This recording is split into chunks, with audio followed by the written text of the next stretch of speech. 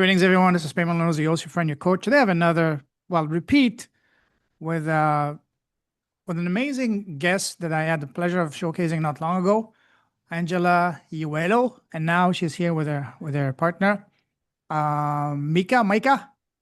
Nice. Micah, Yeah. and they're expats, American expats living in beautiful Greece. They just showed me a view of their backyard. I'm really jealous, and I'm not in a bad place. I'm in the Philippines right now.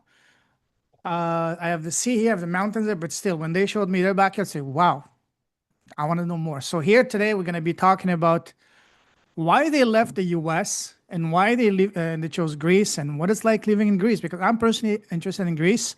I've been an expat most of my life, Asia for the last few years, and I'm looking at Spain for later this year to relocate to, and Spain and Greece next door. So I'm personally very curious as well. So, anyways, guys, Kalimera, that's good morning. No, how do you say Yeah. Good welcome? morning.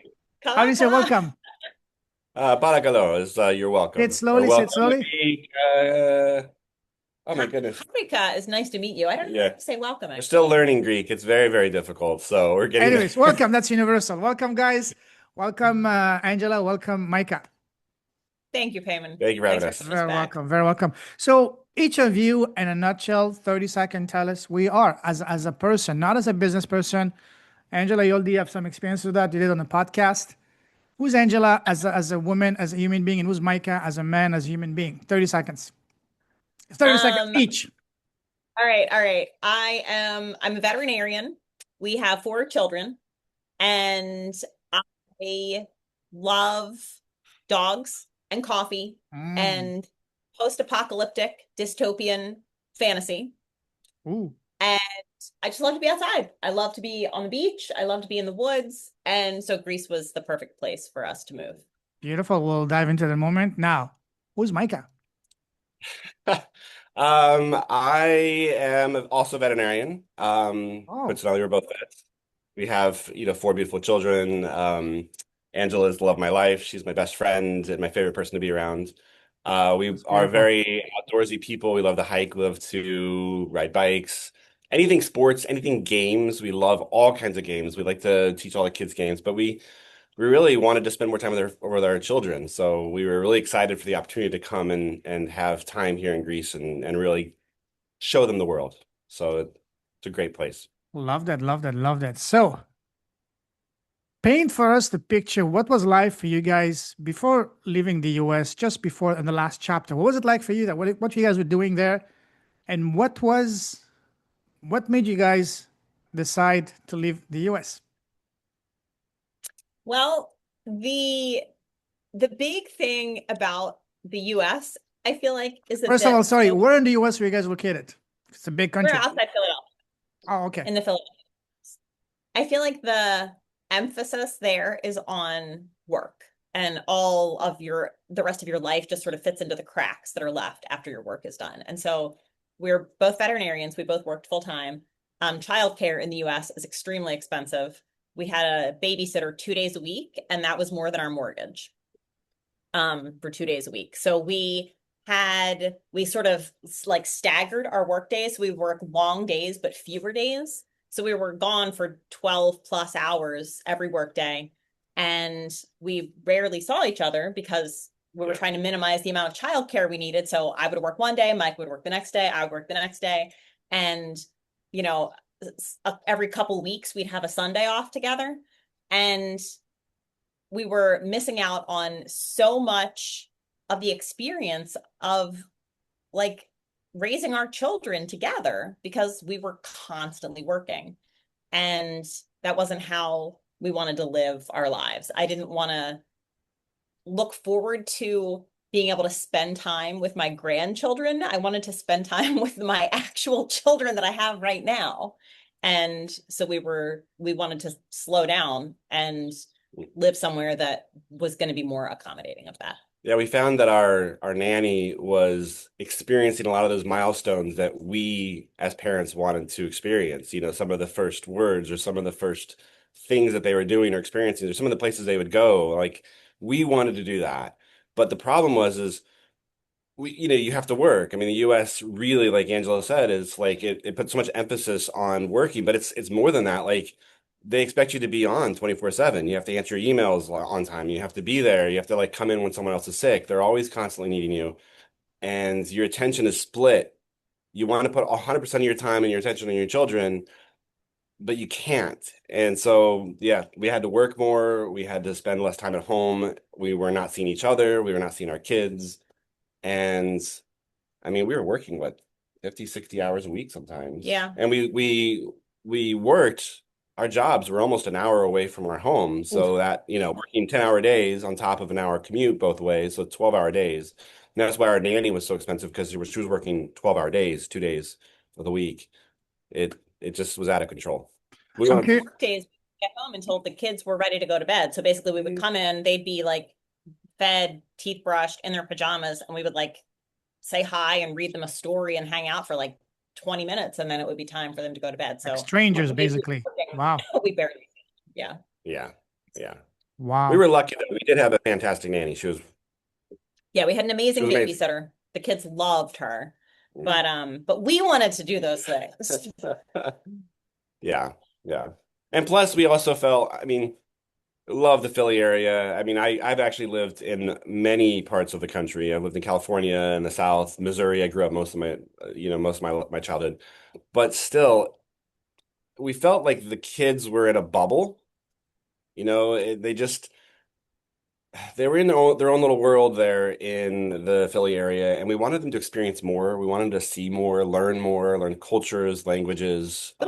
Area that we lived in, it was Yeah, very insular. Like people didn't really move there from other places, and people didn't really leave. So like everyone that they went to school with like these families knew each other going back generations because they'd lived there forever, it's great, but which is nice in a lot of Yeah, ways, but also it does give you a very limited view of the yeah, world. they were very insulated, very like bubble.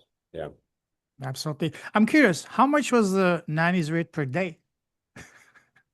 Per day, I don't remember Well, per day, but it was 4 children, Oh, 12-hour days. wait, are they charging So, you per child? not, not exactly, but like it went up a little bit per child. Ah, okay. And Wow. so the last few years, 3 of the 4 kids were in school for most of the day, yeah, but she'd have to pick them up, but you'd have to pick them up. cook And them dinner. so it was, I think we were paying 2,400 a month Oh, US yeah. It was Oh, yeah. 20 hours, something like that. something like It that was like $24 an hour or something for like two that. days a I week. mean, it wasn't unreasonable. I mean, $24 an hour or something, $25 an hour, something like that. 12-hour Mhm. days, 2 days a week. And like having a babysitter that the kids are so happy with and that takes such good care of them is literally priceless. Yeah. But it also meant that we had to like we were on this treadmill almost of having to work so much so that we could pay for childcare, so that we could work, so that it just didn't make Yeah. sense. Yeah. Plus, she was more than just a babysitter. Like she would take them places. She would do crafts with them. She'd do their homework with them. You know what I mean? To find somebody like that is like gold. Oh, So yeah, you got to pay a little bit extra to keep for someone that's sure. really For sure. fantastic. And prior to relocating, were you guys travelers? Did you travel as a family or not at all? Not a lot. It is a lot of work to Travel travel with with 4 children. We also have 2 French bulldogs, so Oh, they're a little wow. bit tricky to travel with. And now we moved to Greece with our cat, so we have since adopted another cat and a rabbit. So with this it's like a traveling circus whenever we go anywhere. So we really honestly did not do a whole lot of travel. no. We would do a little bit here and there, We went locally, we went to locally, Oregon. We went to Seattle. Florida. Yeah, we went to Florida. We As went to North Carolina, before children, we would Maine. travel a bit. Yeah, before we had kids, we went to the Caribbean. We went to Dominica, the Cayman Islands. But yeah, after we had kids, we didn't really do a whole lot of traveling, mostly domestic. Sure. Wow. It's quite a family, so you guys definitely need a big backyard. Yeah. Yes. Now we have the whole sea as our backyard. So why Greece? Well, so for our summer vacation, we live about 90 minutes from the Jersey Shore where we lived in Philadelphia. And so for our summer vacation, we would always go to Brigantine, which is a small beach town in New Jersey, for 2 weeks. And you would have to book. It's very popular. Like everyone in the area, that's where everybody goes in the summer. So you have to book your rental months, if not a year ahead of time. So in 2021, I was looking ahead at 2022 for our rental. We wanted someplace that would let us bring the dogs and that we could have a family that we were friends with also come stay with us. Mm. And it turned out that it was going to be for 2 weeks at the Jersey Shore, $5,000 to rent a house for 2 weeks. And I was like, okay, for that much money, there has got to be someplace better that we can go than the Jersey Shore. There has to be somewhere more interesting. So I looked at the whole world, and it turns out that we could go to Limnos, which is an island in at the very eastern edge of Greece, for pretty much the entire summer for the same amount of money.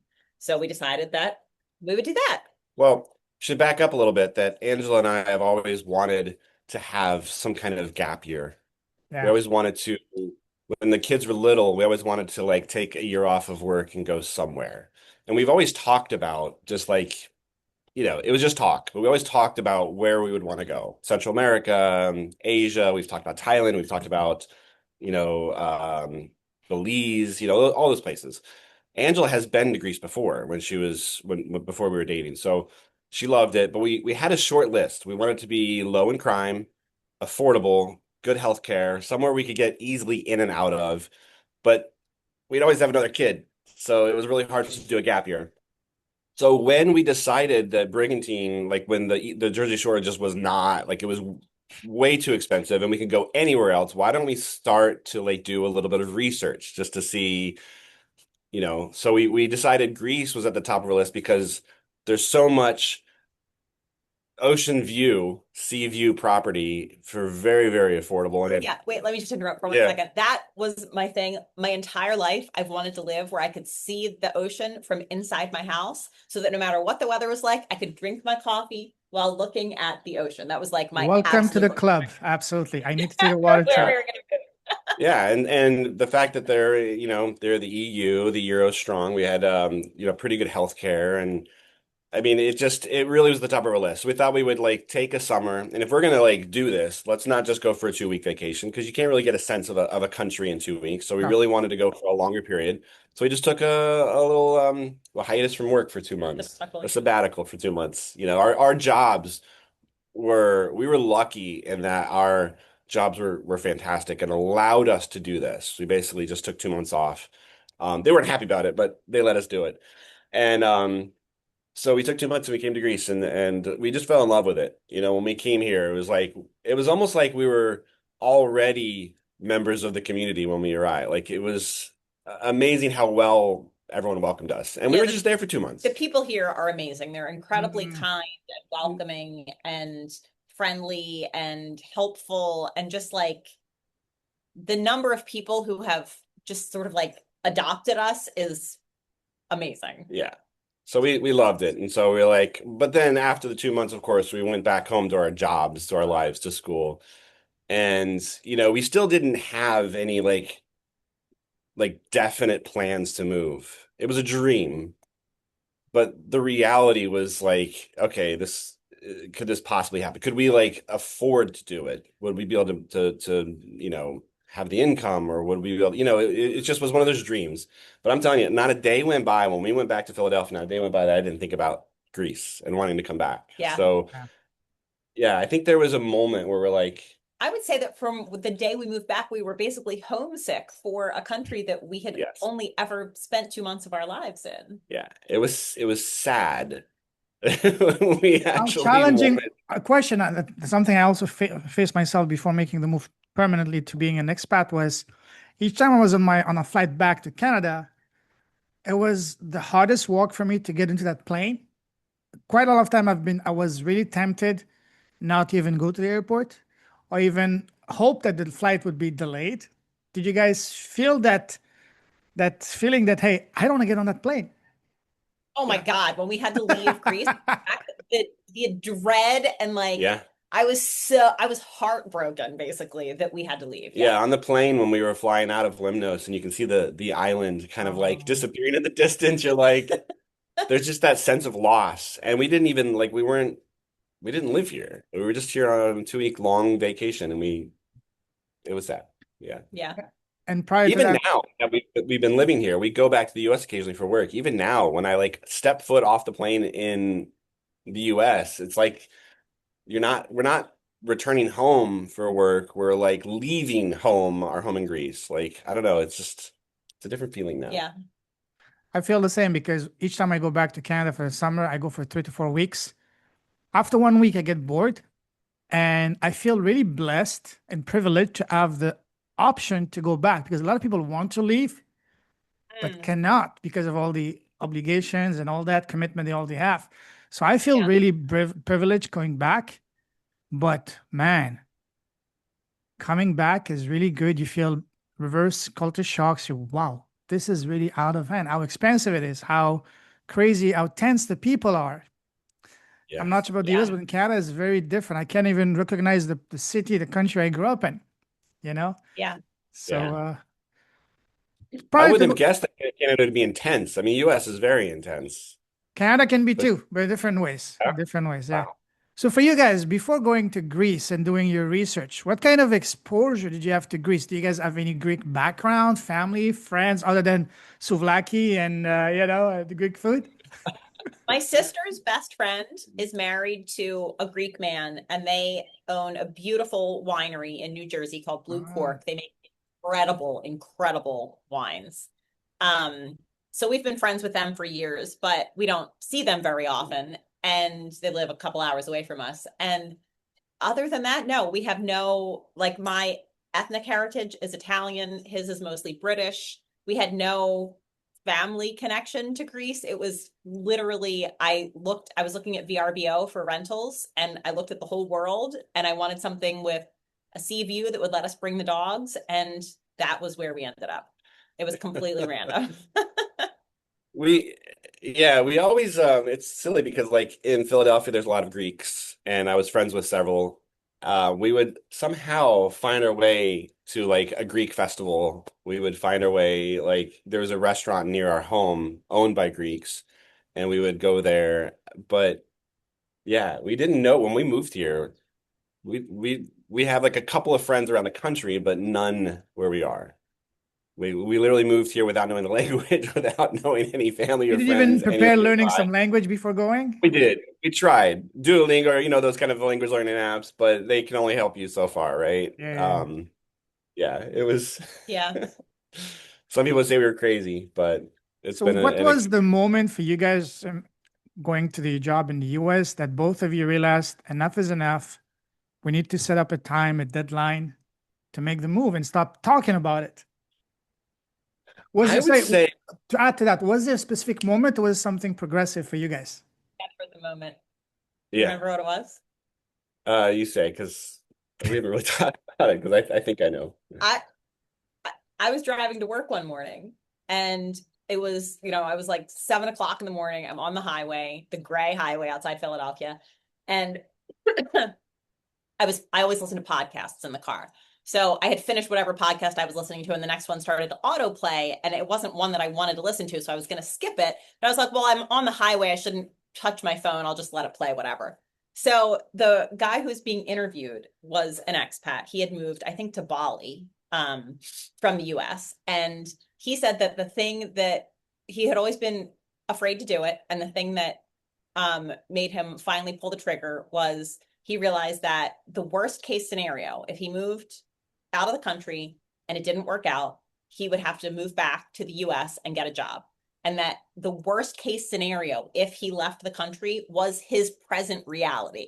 And it was like I was struck by a bolt of lightning. I Mm. realized that is 100% the case. If we move to Greece and it doesn't work out, what are we going to do? We're going to move back here and get veterinary jobs, working in clinics again. That is literally our life right now. That is the worst case scenario. If we move, we have to do it. So I went home from work that night and I was like, Micah, we're doing it. So what was I your reaction, Micah, when she told you that? When she dropped the bomb on you? Well, but honestly, for me, I was thinking about for a while because we've always talked about going somewhere. We've always talked about moving somewhere. And our oldest, our son, he's 14, he's almost 15. He was going from eighth grade middle school into ninth grade high school. And I realized when he was like talking about one day about him finishing eighth grade and going to school, like, I was like, wait a minute. If like that's it, right? Like I feel like once you're old, like when someone's in high school, there's really like the chances of us moving out of the country at that point is probably zero. I mean, because high school is a whole different dynamic with like friends and sports and Yeah, the all of older that. the kids got, the more enmeshed we were in their school system and the Yeah, community. and we can't just like in the middle of his high school decide to move. I mean, we could, but it would be harder. And then so that I'd been thinking about that for a little while, and then she comes home and says this to me. And we had been planning, like ever since we came back from Lemnos, we had been planning to move to Greece eventually, but it was like a someday thing, maybe Someday. in like two Yeah. years, maybe in 5 years. And then I came home from work that day and I was like, nope, we're doing it Yeah. now. Yeah. And honestly, like it was just like her epiphany listening to that podcast. It was the same with me. Like I had never really framed it like that before. Like we always wanted to do something, but I mean the thought that like if it didn't work out, like what? We're just gonna come home and get jobs again. I mean, Okay. I mean, we're blessed in that we have, being veterinarians, we have the ability to like, well, we can get a job as a vet. It's not like, we're in a field where like if we lose our job, we're going to be unemployed for months and months. We could probably find a Yeah, job, we have schooling tomorrow. jobs. Yeah, being a vet is, it's has its benefits, but yeah, it was a very is a shift in your thought to think that, yeah, I mean, really, worst case, we're just coming home. So That is so why not? powerful asking that question. What's the worst can happen? What's the worst case scenario? I've used that question myself. I've seen it with other people, and that is really liberating. Once you do that, put a piece of paper, say, wow, it's not that bad. The worst can happen. I can just crash at my sister's house for a few weeks and while I figure things out, and that's it. Is that the Yeah. worst I'm fearing? Come on, buy the ticket. You know? And we always Yep. we always wanted to move, of course, like we said, but then like how to do it, like what's the process? Once we decided to do it, like the pieces just started coming Yeah. together, Hmm. because like it seemed like this massive undertaking with the paperwork, the Yeah. application for visa, residency in Greece, and trying to find an apartment, like how we do that from abroad. But it was just all these different pieces of a puzzle that were just out there. But the minute we're like, okay, we're gonna do this puzzle, then you just start working on it, and everything came together. So it So from that was amazing. fateful drive and you, Angela, listening to that podcast, how long passed until you guys actually got on the plane? I want to say that was in the spring. Mhm. Yeah. So it took a while to get visas. I think it was almost a year. I want to say it was like Oh, okay. April-ish when I heard that podcast that I was going to skip. And then we moved January 1st of 2025. Yeah, April, May is when we really like the light bulb came on and we decided to do it. So then over the summer, we did all the research, got the applications, got our appointments at the consulate. We had our appointment at the consulate October 30th, I Yeah. think. Yeah. Um, Yeah, we were walking around Manhattan in the yeah. fall. It was really pretty. So we spent basically 6 months just preparing and planning and getting everything together. And then we had our interview, got accepted, We and we rented out our moved. house in the US. We still own our house, but we're renting it out. We have a fantastic family that's renting it. Yeah, they're great tenants. We sold our cars, we So quit our jobs, we got rid of everything. got rid of everything. And the funny thing is so I was a little bit more pragmatic about it, I think. Angela was like, we're doing it, we're moving. And I was like, well, hang on, we haven't been accepted by the consulate. We have to apply. They could reject us and we could be here. But she was telling everyone that we were definitely moving. There's no doubt. Work. I was like, hey guys, guess what? I'm not going to be here in 2025 because we're moving to And Greece. so we're both vets, but we're working for different companies. Yeah, we work for different companies, but it's a small world. Everybody knows each other. So then Micah's bosses are like, so Micah, what's this rumor that we're hearing about you're going to move? I had fully planned to tell them once I got the approval from the consulate. Once we got our application approved, this is October. I'm like, okay, I'm going to give them, almost 2 months notice, maybe even three. I'll give them a lot of notice. And then I think September, they're like, what's this rumor we hear about you moving to Greece? I'm like, oh yeah. So I knew for 100% sure that it was going to work out. yeah. Like there was not a doubt in my mind from the very beginning. So I was like, as far as I was concerned, once we made the decision, it was a done deal. We were going. And yeah, and in retrospect, if we had been rejected by the Greek consulate, We would have gone somewhere our else. mind was so set on moving abroad that yeah, I think we would have gone Portugal or Spain, or maybe even like we would have found something. You know what I mean? It would have been like Greece was our first choice, but it wasn't like we had to come here. It was we just wanted to move Yeah. abroad. Yeah, we weren't staying in the US. We wanted to get out of that hamster wheel of the US, you know. So who was the very first person that you guys told about your plan, and how was their reaction? I don't even remember. No clue. Because there's so many people. I would say you were telling everyone. Yeah, I told him. I was more selective. I didn't tell many people at all. I think it was just local, like close family. When I told like my mom, for example, she lived a couple hours from me. She was very surprised. Mm. I think because we have four grandkids. I think she was very saddened by the fact that we're moving. And I think, but now like we're gonna have her come and visit, and we're trying to actually get her to maybe move here too, because like her retirement, her Social Security could go a lot further. Um, I think she's definitely fine. And plus, in today's like Zoom and FaceTime and all that, like it's very easy to get on the phone and like and talk like every week. But Yeah. I think she was, She would visit us once a year anyway, so it wasn't like yeah, they were seeing each other on a daily basis. My family all lived really close to us, and we're all very close. So I have a younger sister. She's 2.5 years younger than me. We're very close, and my dad, um, and they were surprised and sad when we told them we were moving because we see them all the time. We would go to my dad's for dinner every Sunday, and my sister has two kids that are about the same ages as two of our girls, so they're close to their cousins, and so it was a bigger deal, I think, for them. yeah. And they've since visited. Her family has visited. They've come here and spent some time, and Yeah, they they spent see. Christmas with us this year. I think now they see it. They came here and they spent some time and they saw how happy we were. They saw where we live. They saw, they got some Greek coffee and found out how much more amazing it is. So I think that they understand the draw that brought us here. Wow. What was the one thing that was the biggest challenge for you guys before going to Greece that you were not expecting? Before we moved or after we moved? Before moving. For me, before the move, the most challenging thing is like with four kids, six people in a household, you accumulate over years and years and years a lot of things, more than you realize. Basements, attics, there's so much stuff. And we really had to decide because we decided early on that we were going to rent our house out to a tenant because that was going to be a source of income for us, hopefully, or at least pay our Mm-hmm. mortgage. But we had to empty that out for them. How do you do that? What do you do? And we were not going to pay for a storage unit. We're not going to like that expense was not in our budget. So we had to get rid of things. We had to donate things, sell things. I built a storage unit in the bottom, like in the basement, that are, we basically said, okay, this is like our stuff, and it's like things that we don't really care that like we don't want to get rid of, but they're not valuables because just in case it was broken into. Valuables we took over to her dad's house.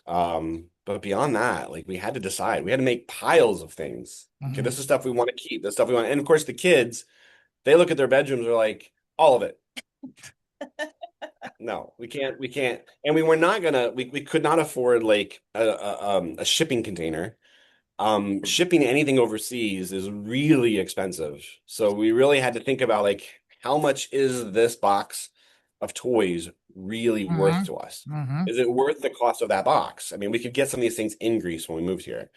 Plates, silverware, like what are we bringing with us? So we worked our butts off for months, and we eventually got down to we moved here with 12 suitcases, four kids, two dogs, and then we shipped six And a cat. boxes and a cat. And we shipped 6 boxes. We did ship 6 boxes. Yeah, six like, moving boxes, not enormous ones. Half of them were filled with stuffed animals Yeah. because Wow. Hundreds of stuff. financially, yes, we could get stuffed animals here, but the emotional value those stuffed animals had for our kids, like Yeah. they Yeah. were much more valuable than that. And so Yeah, we they're couldn't priceless. we couldn't part with those. So and it was gonna make their move here that much better because we're moving to a strange place with strange people. We wanted them to have some comfort from home. So those stuffed animals were worth the shipping cost. Yeah. And once you landed in Greece, when it hits you, hey, we're not just on vacation. This is our home. How did it feel like? So incredibly freeing. It was light and expansive and joyful and free. Like, Mm. wow, live here. Still every day we walk the dogs along the beach and we look out at the sea and I'm like, Micah, we live here. I would say there's definitely a honeymoon phase, where you still feel like you're on vacation. You're still exploring, you're seeing new places. You haven't gotten your utilities, your bank account, you haven't found a doctor, you haven't found a vet. You haven't done all these things. And I would say for me, it was at least 3 months. Like I think once we moved in and we found this place and we finally got everything, that's when things were like, okay, now we've got to figure out the kids, the schools. We got to figure out how do we turn on our electricity? That was a challenge. Um, all those things. We had to find a barber. You have to find, where you're going to grocery shop. Like once you have to like figure out all of these little details in the place you live, then it's like, okay, this is real. This is real life now. Yeah. Yeah. How about the social aspect of, for example, making new friends? Did you guys use Facebook or did you just do the old school way, just knocking on doors at your neighbor, No. greeting them? So here's the thing is Angela and I by nature are a little bit introverted. I'm more of a introverted extrovert, I think, or maybe an Mhm. extroverted introvert. I'm not sure which. But when we moved here, we I at least specifically I needed to find a community. I felt Mm. like we needed a support structure because we didn't have any family or friends. We didn't know even where to do anything or how to do anything. And so Angela and I, we decided to join a local like Foreigners of Evia. We live on the island of Evia, which is close to Athens. And there's a Facebook group that's Foreigner of Evia. So we joined that. But at the end of the day, they're still foreigners. They're not locals. They have a meetup once a month. So we started going to those events. So we Yeah. met some friends that way. We actually met a British expat named Jenny who runs an art studio in Halkila, which is the city nearest to us. So our girls go there for art class every Saturday. We made some other friends through that, but Yeah. I would say most of our local friends are there's a family that lives just down the beach from us that we're friends with. Um, and they've lived here forever and know everyone. And we live in a condo complex, so there are 31 units. We're the only people that live here all year round. The other families basically use it as their summer vacation home. And so they were all, then they've all known each other all their lives. So they're all talking about, oh, the Americans that moved in. And so our friends had heard about us, and we were walking the dogs one night, and Andreas, the husband, was like, "Hey, are you the Americans?" And we were like, "Oh, yeah." And so he like grabs us and starts walking us around. Everybody was here for a holiday. Starts walking us around, introducing us. He introduced the kids to all the other kids in the complex. He introduced us to all the other adults in the complex. So it was really Andreas and Verena, I think, that like Yeah. kickstarted There, our social life. it's challenging because obviously we don't speak Greek. We're still so far from being fluent. So all the people here, I mean, some of them don't speak any English. And like we got incredibly lucky that a neighbor like basically adopted us. They speak English, fantastic. They're great people, and they introduced us to everyone in the complex. And so we've become friends with all of them because of that. So like I think we just got lucky. We just found the right place. There was the other way we started making friends is so my son, our son, he's very, I'm used to telling other people this story. He's very huge into Dungeons and Dragons. And back home in Philly, he had a group of friends. They would get together all the time. And so when we moved here and he was basically remote learning, he didn't have that same, friends group. He didn't have that same kind of like, social aspect. So he was very sad. He really, I think, was struggling the most out of the Yeah. four. And so I made a point to find him that. I'm like, he needs this. So I wonder, there's got to be a huge Dungeons and Dragons, community in Greece. I wonder if there's any that speak English. And I started putting feelers out on Facebook, and I got referred by one person to another group, and then to another group, and we found a group of people who play in Halkida, close to us, and they were gracious enough to start an English campaign, so not in Greek. And so my son and I would drive there every week to do a Dungeons and Dragons campaign, and so we met a bunch of guys through that, and we're still really close friends for a couple of them. So it's like we've since left that group, and then we joined another group, and then now we're not playing at all. But still, it's really helped us to have, to meet multiple people in different villages, and kind of like start to, Yeah. develop that kind of social structure.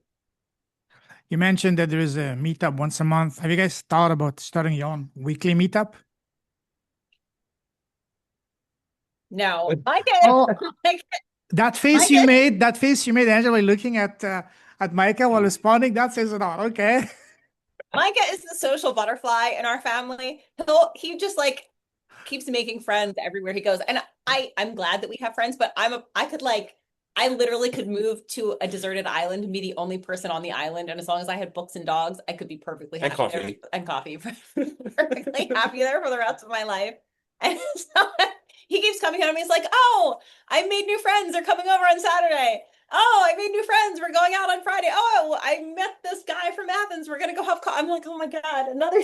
Give us some I peace, man. Come on. We need some peace.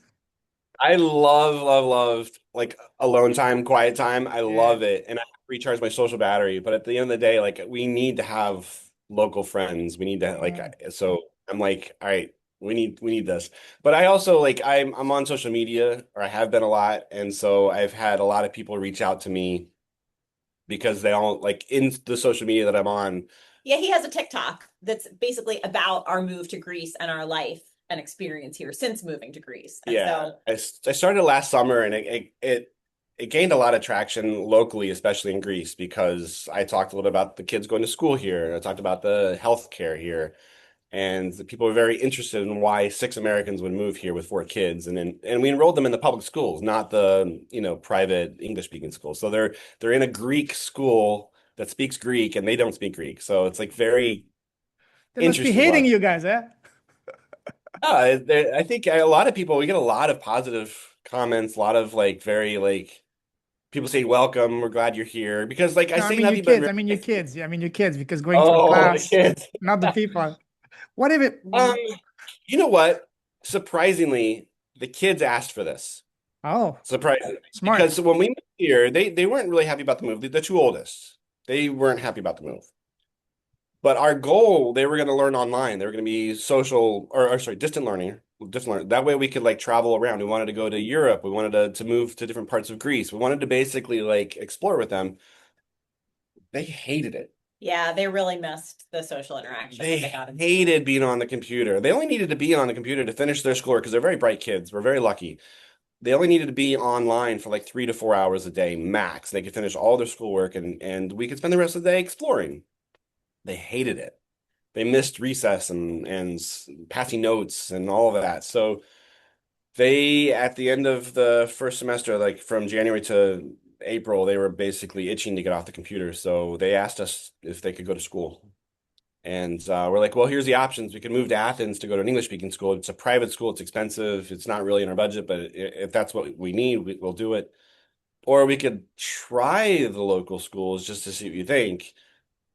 We can't realistically move to Athens anyway until the first of the year. So let's just like the first semester, try it here. And they were like, yes, definitely. And They really like it.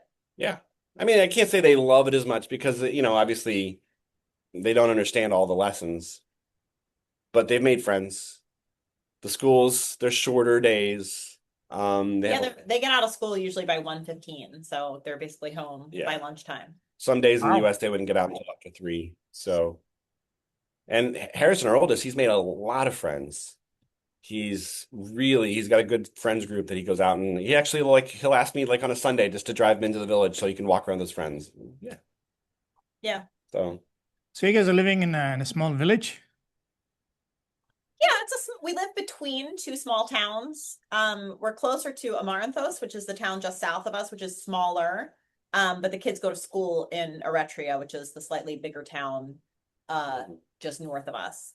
And it's a beautiful town. There's a ferry port, so you can take the ferry from Eritrea, which is it's like a 10-minute drive from our condo over to the mainland. It's about a 20-minute ferry ride. Yep. There are a lot of little restaurants, and it's a really cute town. Yeah. How do you guys select the town? Was it something that you selected initially, or you just did some reconnaissance of a few weeks Yeah, until you find someplace? I think we just got lucky again. Yeah, when we first moved here, we rented an Airbnb in Cerro Pigado, which is in the Peloponnese, for the first Near Nafplio. 6 weeks about. And we thought we were gonna live in the Peloponnese, somewhere near Kalamata. So we used that as like a base, and then we would drive around and look at long-term rentals because it's really hard to find a long-term rental in Greece from the US. Mhm. So we're looking.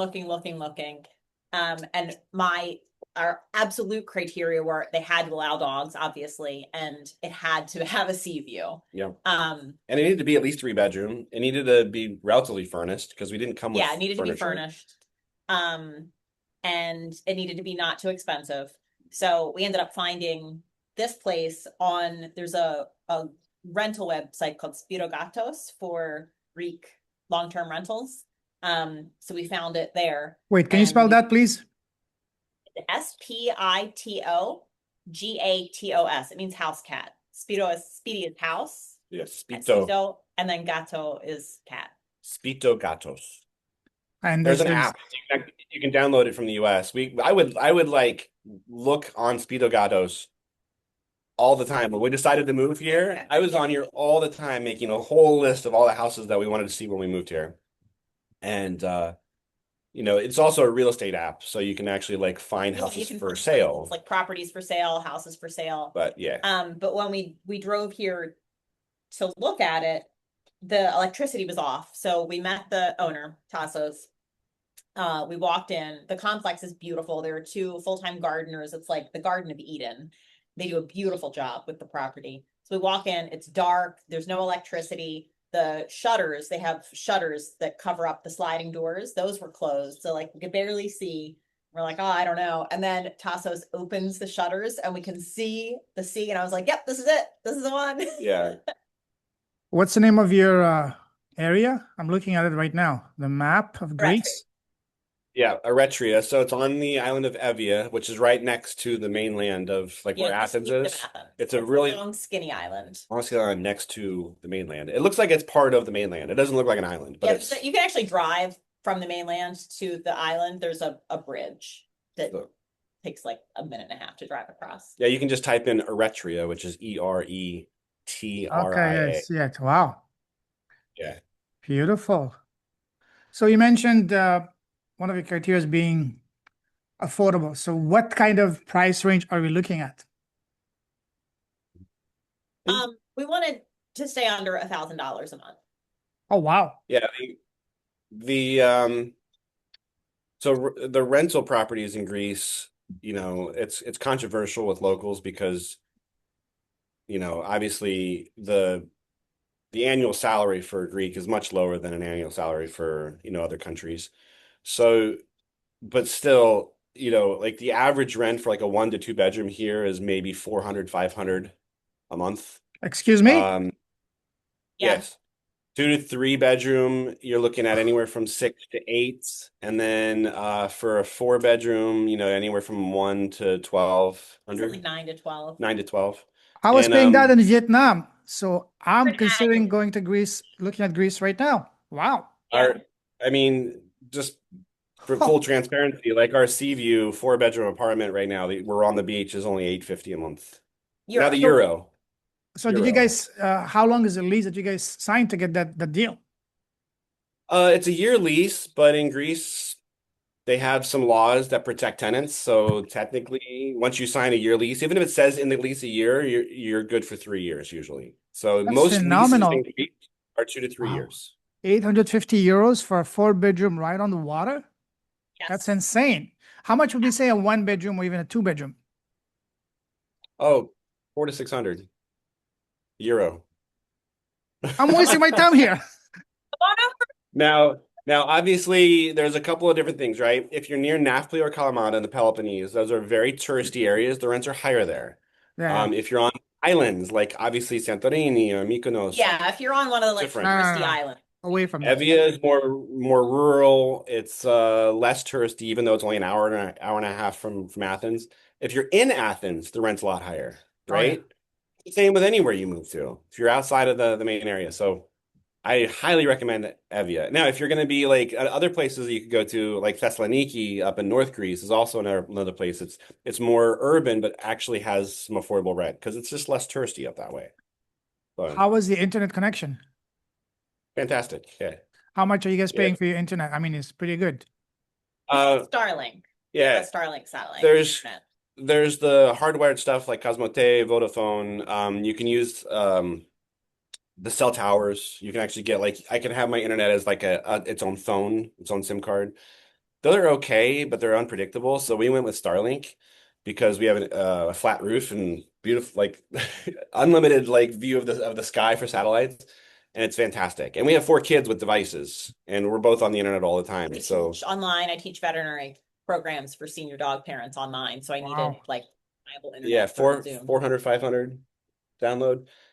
40 euro a month. Holy, that's cheaper 40 than euro. here in Asia. Wow. So the Is it big really? oh, if you want really good, I mean, I'm lucky I'm staying in Airbnb, which has very fast internet, but sometime when you get a long-term lease, you gotta get it yourself. It's minimum 50 to $100 in Vietnam Wow. and even the Philippines. So the big question I have is visa. So what are the visa options? Of course, you guys are American, I'm Canadian. I'm gonna do my own research, but tell us about the visa options available for people looking to go to Greece long term.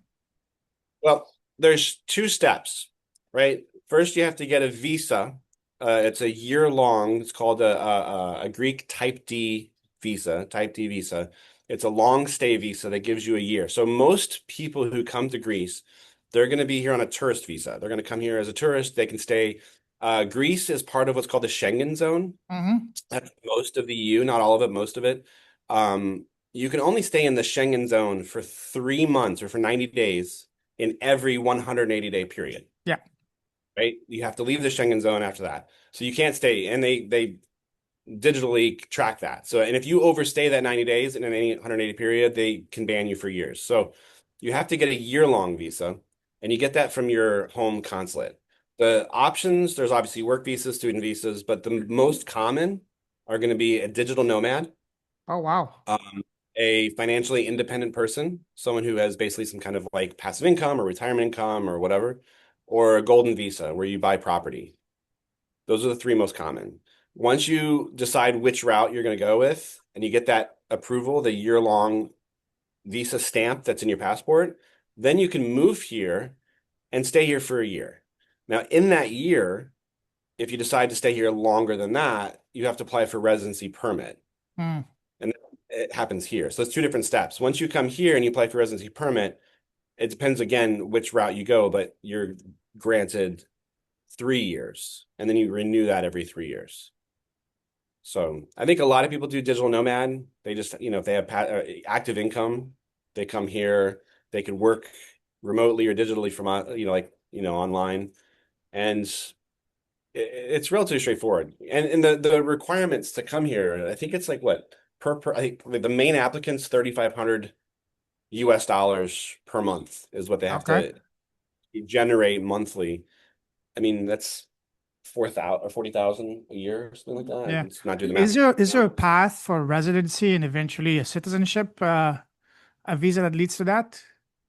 Yeah, so like the digital nomad, the golden visa, and the financially independent person FIP, all three of those are paths for residency. So once you get that visa in your home country, like Canada or US, and you come here, once you apply for your residency permit and you keep renewing every 3 years, like if you decide to stay for permanently like that, you can apply for, I think, citizenship after 9 or 10 years.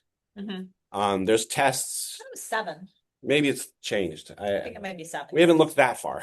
I'll look into that. Yeah. Yeah. Yeah. Wow. Yeah.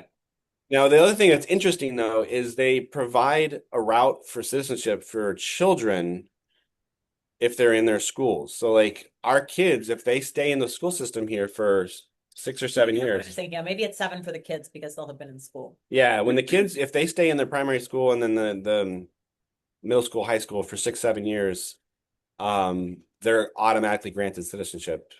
Our understanding, anyway. Does Greece allow And dual citizenships? Yes, That's they do. important. Okay, wow. It's beautiful to have, let's say, a Greek passport, which is a European passport, and a Canadian American. That would be an amazing deal. Yeah. A European passport is really, really great because you can travel all over the Oh, yeah. European Union. Oh, yeah. Oh, yeah. Yeah. Yeah. Wow. So now back to the most important thing. So financially, what would be a viable monthly budget to live comfortably for, say, a couple, two people, no kids, for Two example? people? Like, yeah. I think 2 people could probably live comfortably on, well, so it's more for us, obviously, because of the kids. We have expensive student loans from both going to Yeah. veterinary school.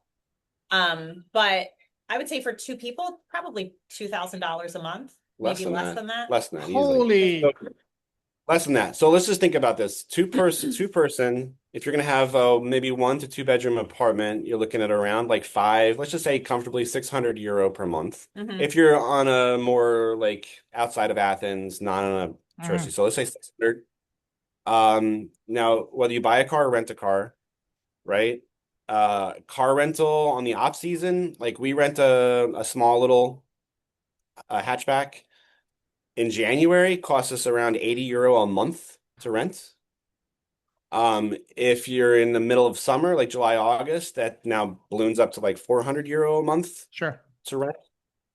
So let's just say around 150 or 200. So that's 800. And then you're going to have your internet, which is 40. Phones, our phones, we have Cosmote pay as you go. So we don't actually have like a monthly, we just like, we renew our SIM cards every month. And that renewal is around 17, €18 per Say month. 20. Let's say 20 euro per month. So that's another 40 for 2 people. Food, how often you go out. I mean, you could easily go to a very nice fish restaurant with wine, with dessert, with all the things for 2 people for like 30 or €40 at most. I mean, really, like I would personally say that your budget for 2 people to live comfortably is like €1,500. I'm spending as I, much here in the Philippines and in Vietnam. Really? Seriously, Yeah. because listen, you can you live cheaper? Yes, but I like my comforts, The certain, Okay. I'm not saying at a penthouse, no, I'm saying at a comfortable place. I need my comfort creatures and all that. So, for example, for me as a single guy, I don't drink. I stopped drinking. I don't party. Just work and socialize from time to time. I love cooking, but I also love enjoying the local cuisine. So for me, if you're saying 2,000 euros would be enough for a couple, for me, I'm not going to say, but you guys tell me, for a single guy like me, I want a decent apartment, fully furnished, walking distance to restaurants, cafes, and all that. How much would I be looking for? Do you want to live in a city or do you want to live in a little village like we live? Well, the village we live in, even Halkida, which is I want to live in Halkida yeah, if you were going to live on Evia. Halkida is the city near us. It's got maybe what, 60, 80,000 people. So it's a city. It has a lot of tons of restaurants, and still the rent there, I mean, you're looking at like 600 a month for rent. Yeah, I would say for a single person, if you want to go out to eat at like not extremely fancy restaurants, No. but nice pretty regularly, probably 15 to 1,800 a month. Easy. Yeah, Wow. easy. I think that's living comfortably. I mean, think about the average. Unfortunately, the cost of living here is lower, but so is the salaries. The income here is lower. I mean, compared to other EU countries, it's still low. So like I think the average income here is 18,000 per year. Which is about You know, 600. Wait, oh yeah, but that's low when that's the so 1,200 a month. Yeah.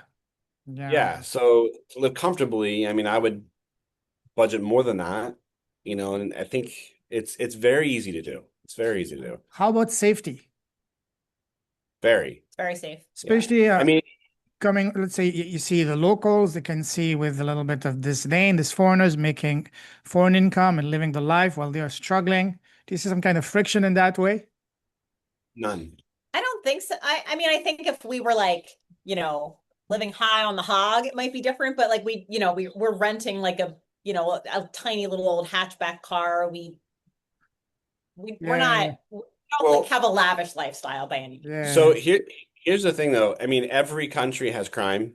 yeah, You yeah. know, depending on where and which group. I mean, there are places around that are considered less safe. All right.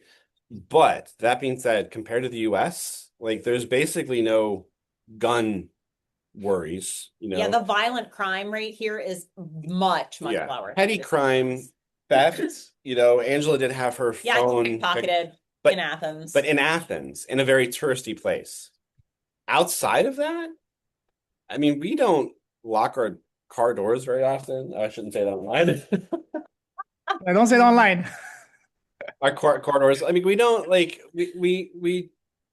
we're smart about our Yeah. safety, but I'm I don't think on it. Like our son walks around the village. We drop him off, and he just hangs out and with his friends. They walk around. So, I mean, we don't actually think about it. It's also very much like it's Greece is a much more family oriented culture than the US. So everyone is looking out for children in general. Mm. And I feel like children here are welcomed. In the US, they're more kind of tolerated.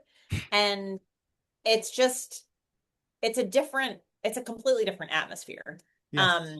Worry a lot less about their safety.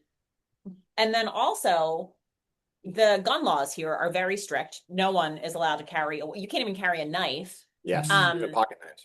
so the rate, truly, the rate of violent crime is extremely low. The kids Mm. in their schools in the US were having active shooter drills several times a year. That's not a thing here at Wow. all. Yeah, It feels a lot safer than the US yeah. though. There's definitely theft like that, like it is in any country. So you Yeah. have to be. But yeah, we it's not something that we worry about. In the Makes US, it total felt like we sense. would have like triple locks on our front doors, and here there's a lot of locks. If you walk around the neighborhoods, there's bars, So can you there's walk on the street with your phone in your hand? Can you sit at a table with your laptop and all Oh yeah. that? No problem. I all wouldn't do that in Toronto, for example. I wouldn't, really yes, wow. it's got that bad. Yes. And Really? downtown, I Yeah, wouldn't even go to downtown. It's full of those druggies and all that, homeless people. But even the subway in Toronto, you can't, it's not safe anymore, unfortunately. I again I think it's like where you are because like I think in Philadelphia, Mm. in Center City, Philadelphia, I don't think I would do that either. We were outside Yep. Philly in the suburbs, but I would. In Athens, center Athens, depends on which part. But yeah, I think 100% I would probably be careful in some parts of Athens, but otherwise, Like, for example, you you go to know, a coffee shop, you bring your laptop, you work, you want to go to the bathroom, you can leave your laptop on the table, nothing can happen to it. where we live, yeah, Locally? Yeah, absolutely. I would be 100% fine with that. I wouldn't even think about it. Yeah. Like it would not occur to me to I worry think about that here. by nature, I would worry about it just because I am always a cautious person when it comes to that kind of Yeah. thing. I don't think anything would happen to it, Good. but still, yeah, it's Now, very safe. switching gears, when it comes to traveling, how far is the nearest airport to you guys?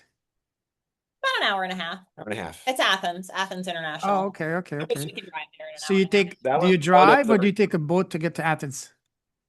We can drive. You can do either. There's the ferry from Eritrea to Oropos, or you can just drive across the bridge by Halkida. It's about the same length of time either way. Um, so usually we just drive. Where we live, there's a bus, a train, or you can drive.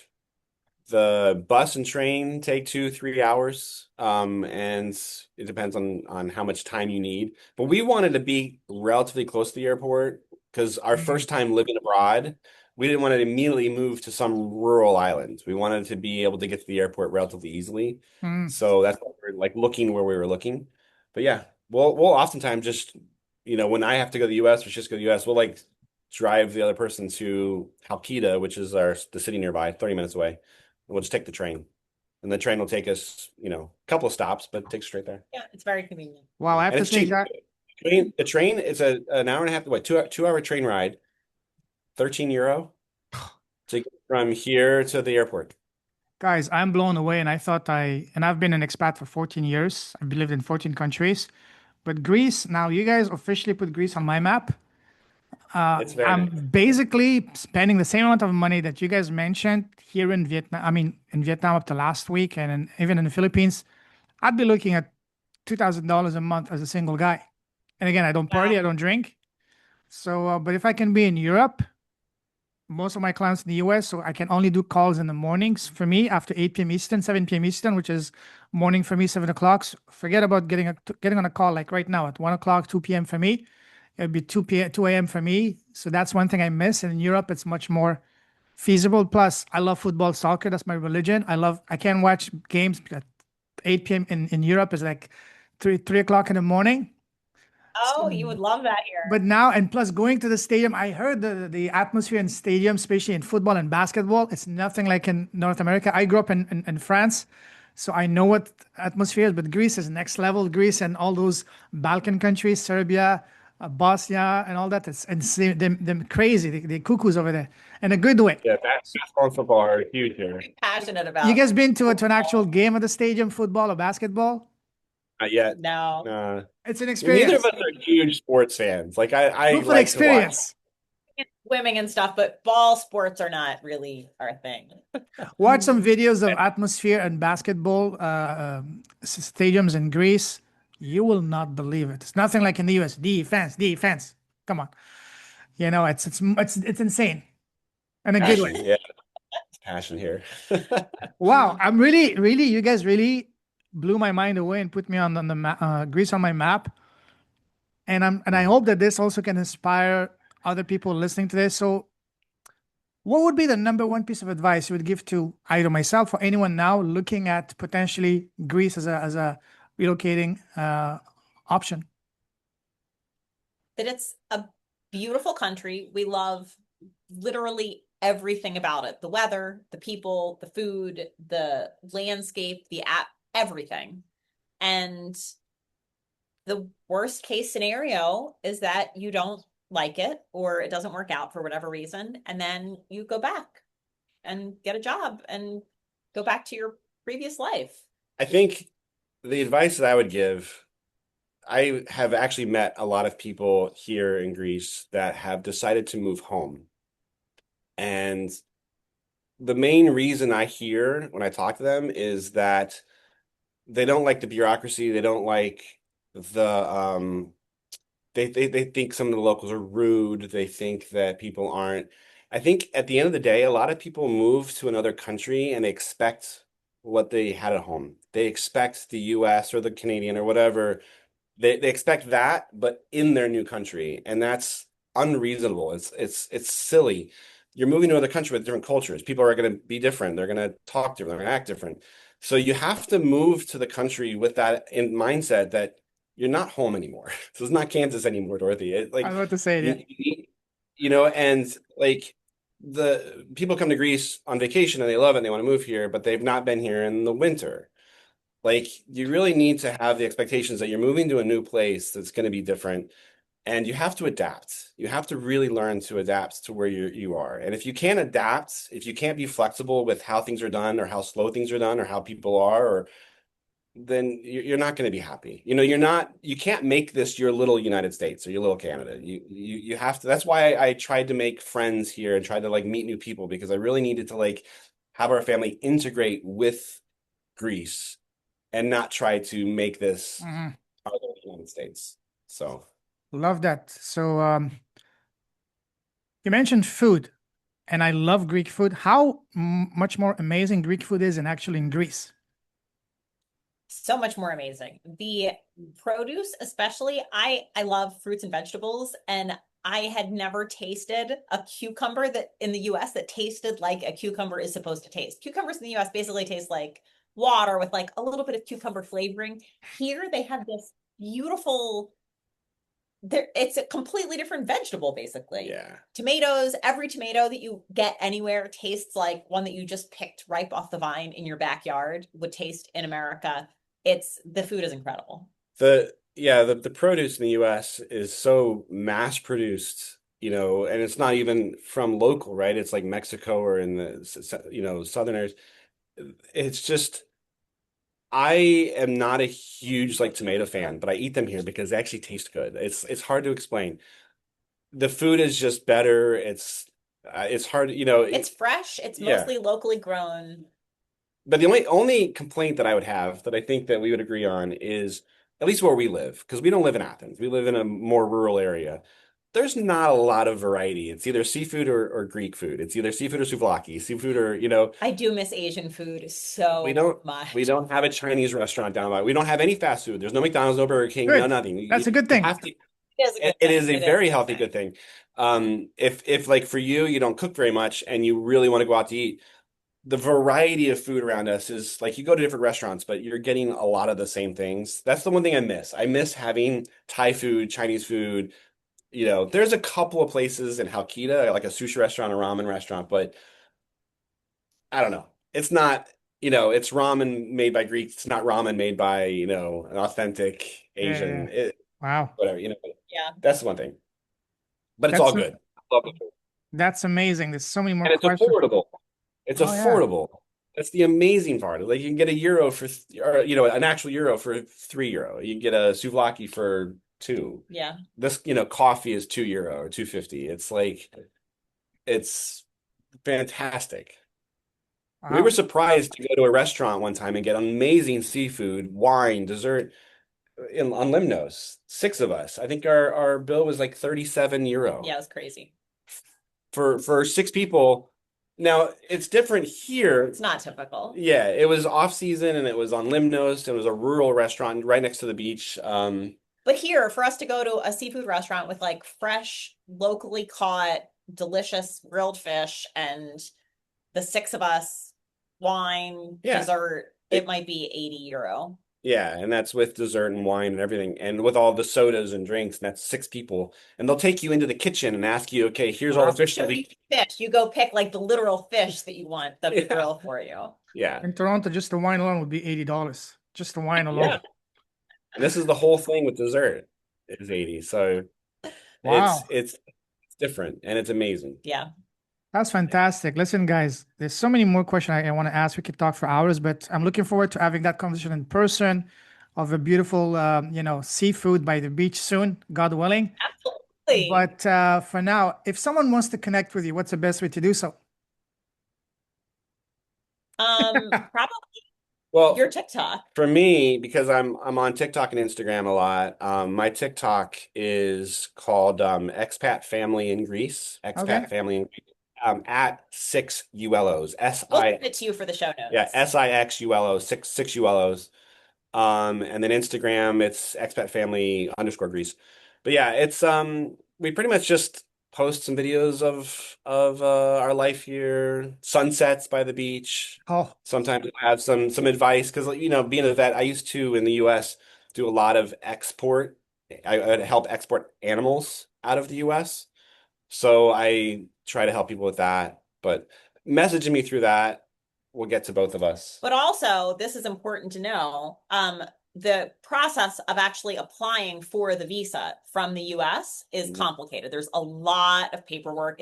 It's like there's no hub where it tells you exactly what to do step by step. You're like piecing together information from all these different contradictory sources. It took a long time for us to figure out exactly how we would go about getting the visas. Yeah. So Micah made a guide for people who want to move from the US. With literally step by step, all the links. It just walks you through the entire process. please send that to me, and I'll put in the show notes. That's And linked on. wow, Yeah, listen, it's helpful to have somebody who's gone through it, not just with one person, but with six, sure. four children, people. Oh So yeah, that's the ultimate so test. Yes, for sure. Wow. Listen, guys, I'm completely blown away. I thought I knew what to expect, but now you guys really put seriously Greece on my map. Seriously, I was looking anyways in Spain, but wow, Greece is next level. So thank you for that. Listen, guys, you're welcome. I'm cheering for you guys. I salute you. You guys are truly with a heart. I've had the chance to get to know Angela better because she did a podcast with me. I extend an invitation for you as well, Micah. Anytime you want, would love to get to know you better on the podcast to share your story because we all have a beautiful story. So listen, I salute you guys. You're both not only leaders with a heart, but you're pioneers. I love that. And stay safe, stay awesome, and God bless you guys. And talk to you very soon. This is the start of a Great. beautiful conversation and hopefully friendship when I actually get to Greece. So thank you guys. Absolutely. You need to come visit us in Greece. Yeah. Thanks for having Right. us on here. Please Much, don't mind. Megan. So send me, I'll have yours. Send me your profile pictures. Okay, let me just, okay, thank you guys. And I'll say that after. So welcome guys and stay safe. Take care, guys. Ciao. Thank you. Bye-bye.